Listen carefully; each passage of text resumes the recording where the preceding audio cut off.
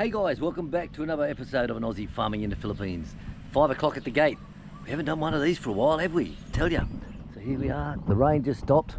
3:30 it bucketed down. So we got the goats inside. We're happy. Got all the animals fed. Now it's coming on to 5. I think it's about 5 to 5. Look at these two. Look.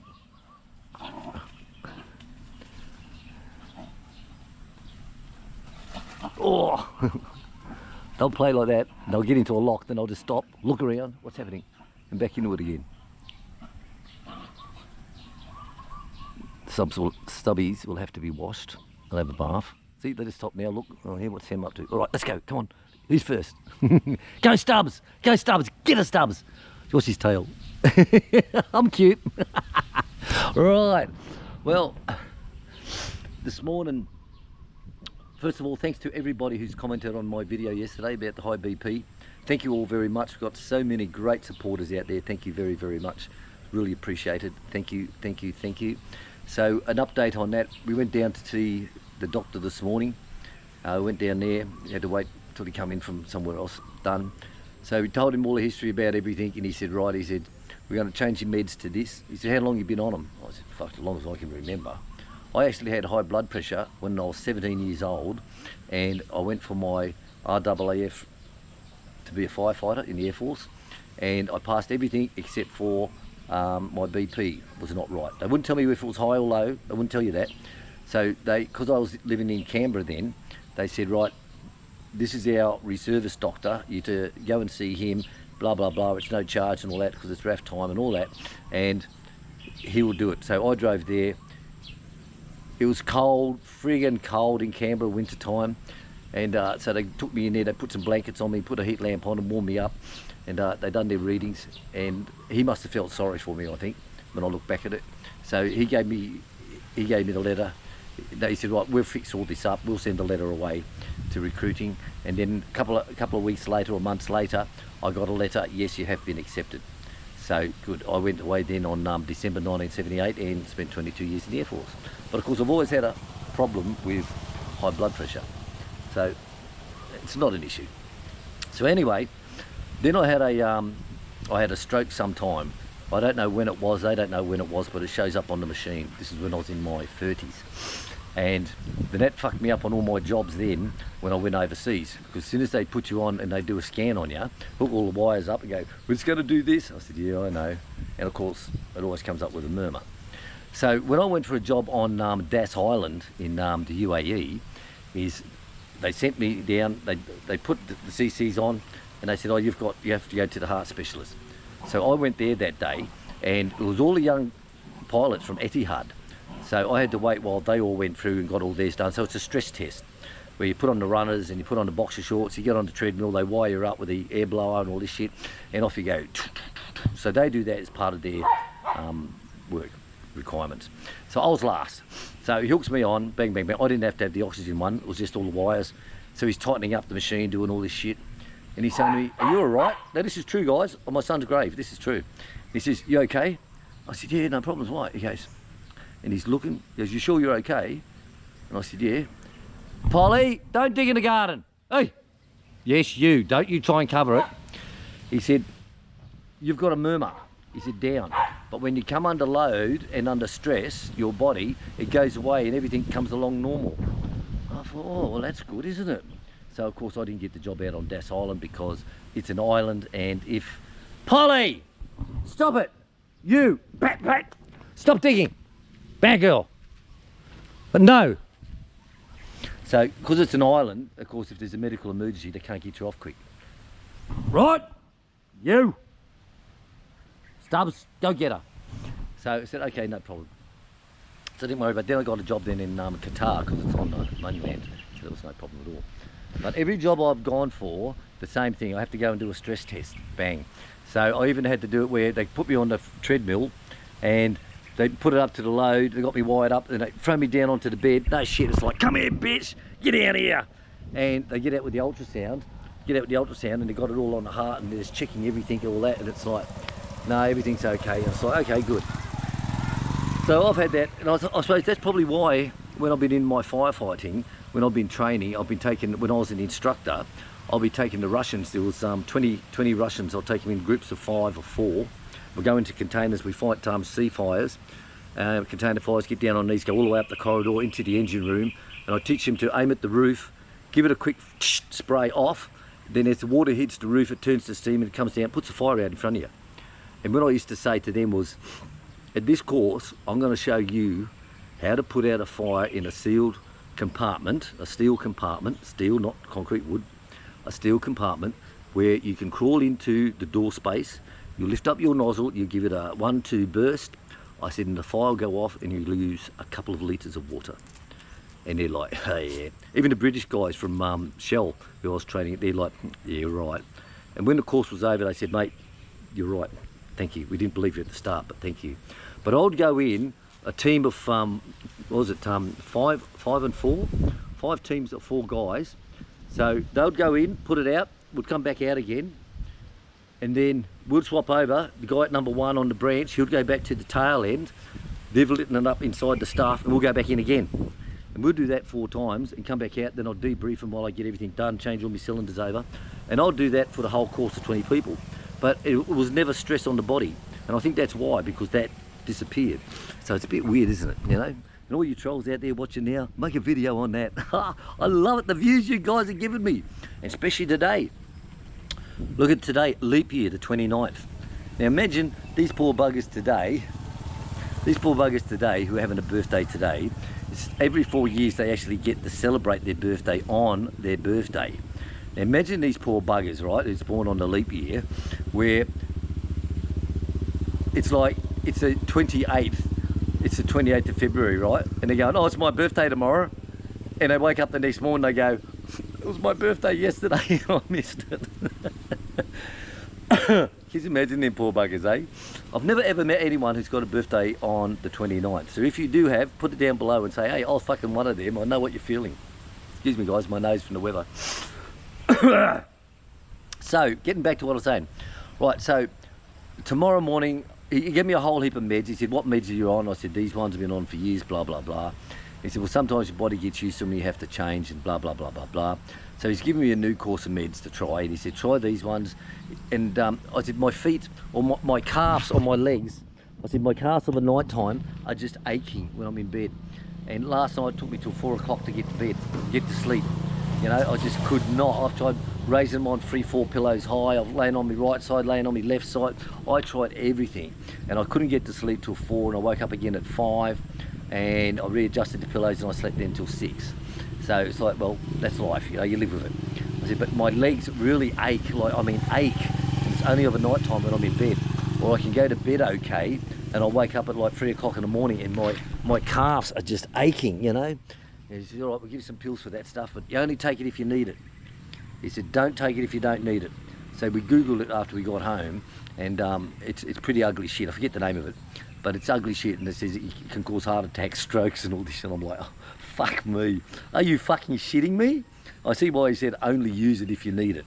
I can see why. You know, it gives you an increase in blood pressure, and I thought, well, what the fuck? I try to get rid of the blood pressure, and you're giving me pills that could increase my blood pressure, give me a heart attack, give me stroke, fucking, oh, seriously. So I said, chick, I don't know about these ones. I don't know. So anyway, he's given us all the tests that he wants us to run tomorrow with blood tests. So I said, well, that's okay, that's good. So we're going down tomorrow morning, nice and early. Chick and I will work something out with II.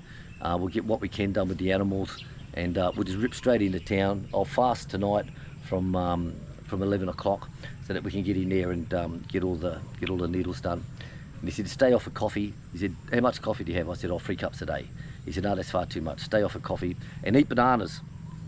And I looked at Chick. He goes, yeah, eat bananas. He said, really? Eat bananas. Put some bananas in your diet. I'm like, okay.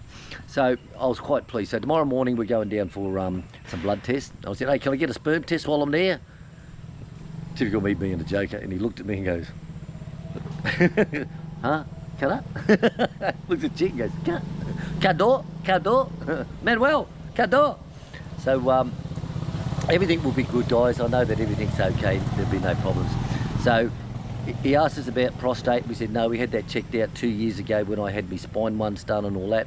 We had the MIRs done, the CAT scans done, we had the ultrasounds done and everything that.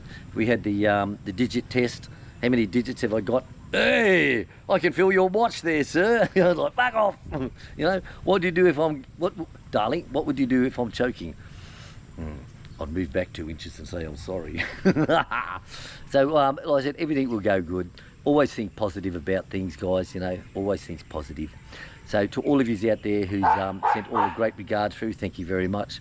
And like I said, we'll see how these blood tests go. And I'm just hoping that it's not cancer, because my whole family has got cancer. My whole fucking family has got cancer. Mum died of cancer, Dad died of cancer, my eldest sister, for me, she died of cancer. Everyone died of fucking cancer. My 2 sisters had breast cancer in their early 20s. One had one boob cut off, one had the other boobs. Big titty bitch, Jackie. And she had big cuts all the way from her nipples right up to underneath her armpits and all that shit. They were only in their early 20s at the stage, because I only just joined the Air Force. So I think they must have been around 25, 26, maybe 27, something like that.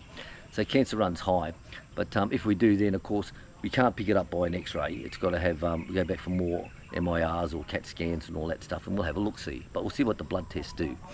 Now, it's nothing like I'm saying I've got cancer, I've got these massive headaches, which I fucking have, and it's a wrong diagnosis. The X-ray showed that it was wrong, so she's going to be okay.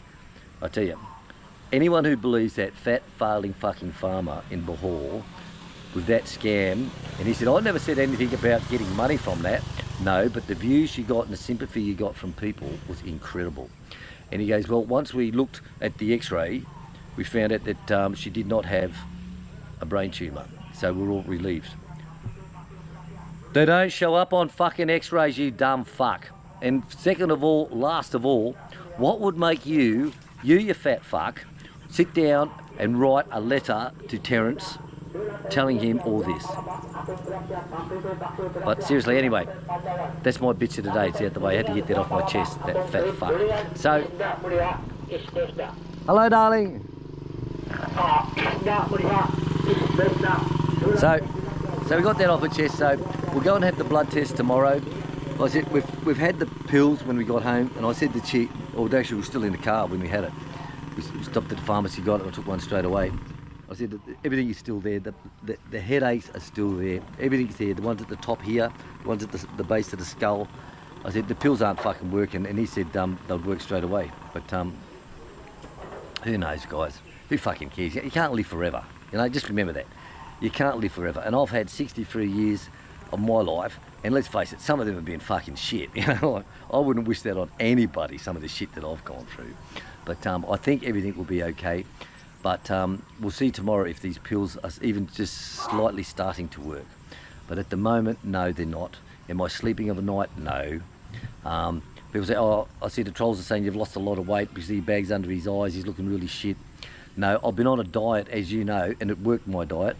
And when I was in the Middle East, I was 94 kilograms. 95. Chick reckons that I was 95, but I don't believe it. So anyway, working on the farm, building all these fences, doing all the landscaping all through here. This was an old chicken house, goat house and all that through there. Getting all this done, the whole lot, all the driveways built. I even built this, yep. Me and Colette, it was my offside. Built all this, built the whole lot.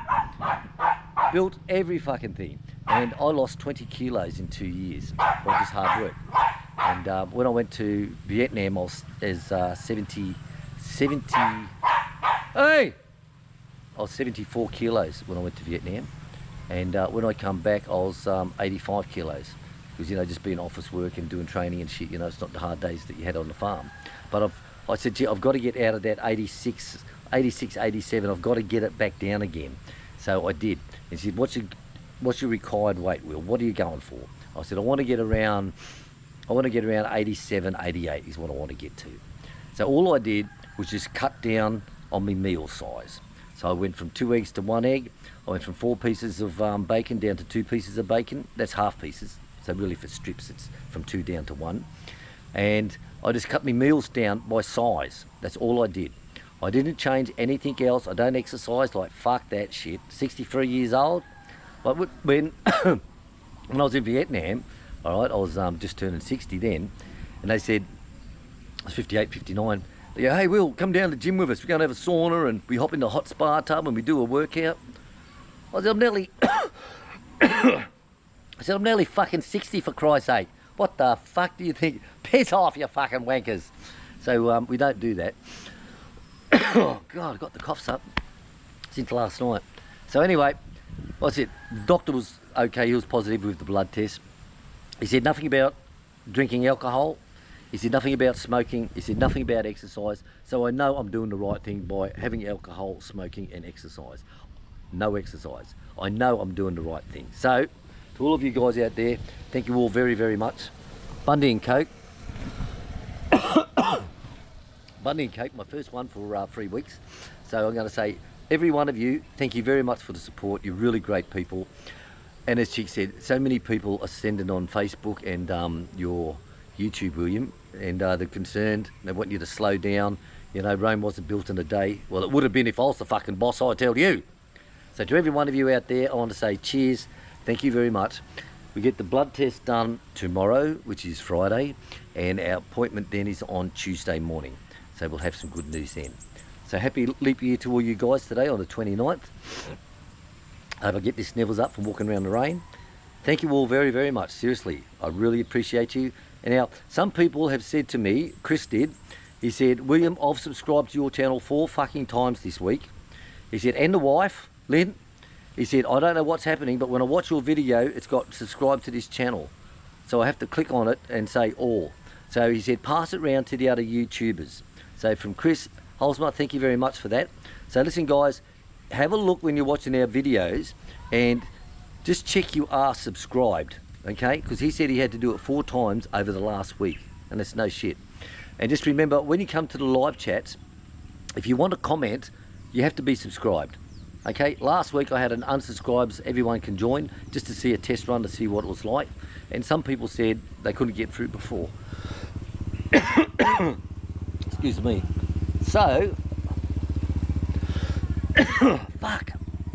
So check that subscribe button, guys, and hit the like button on all the videos. And thanks you all for your support. Thank you all very much. And Dave Greenslade, hope you had a happy, great birthday yesterday, you old bastard. See you later, guys. The rain has stopped. The Bundy's cold. The wife is hot. I'm going to have fun tonight. See you later, guys.